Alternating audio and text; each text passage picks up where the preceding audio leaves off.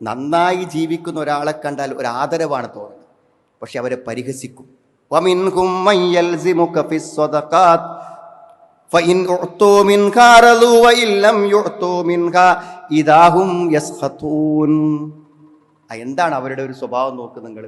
ഒരാൾ നല്ല സംഭാവന കൊടുക്കുകയാണ്, എന്തിലും കുറ്റം കാണും. നല്ല മനസ്സേ ഇല്ല, എങ്ങനെ കുറ്റം കാണാം? നന്നായിട്ടൊരാൾ സംഭാവന കൊടുത്താൽ പറയുന്നത് അതൊക്കെ പേരെടുക്കാൻ കൊടുക്കുകയാണെന്ന് പറയും. എന്നാ ഒരു സാധു ഒന്നും കയ്യിലില്ല, വളരെ കുറഞ്ഞൊരു സംഖ്യ കൊടുക്കുകയാണെങ്കിൽ അപ്പം എന്താ പറയാ? അത് അള്ളാനെ ചെറുതാക്കുകയാണ്. പടച്ചോൻ ഇത്ര ചെറിയ സമ്പത്ത് പൈസക്ക് എന്തിനാ ആവശ്യം? അള്ളാഹ് കയ്യിലൊന്നും ആവശ്യമില്ല. രണ്ടായാലും പ്രശ്നമാണ്. എല്ലാ നന്മകളിലും എന്തെങ്കിലും ഒരു തകരാറ് കണ്ടെത്തി അതിങ്ങനെ പറഞ്ഞു നടക്കുക. അതിലൊരു എന്താ സംതൃപ്തിനാൻ കാരണം?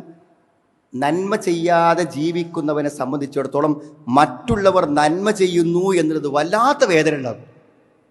അപ്പം എന്താ ഉണ്ടാവുക? അവരുടെ നന്മകളെ കുറച്ച് കാണിക്കാനും അവരുടെ നന്മകളിൽ തകരാറ് കണ്ടെത്താനും അവർ ശ്രമിച്ചു കൊണ്ടിരിക്കും എന്നതാണ്.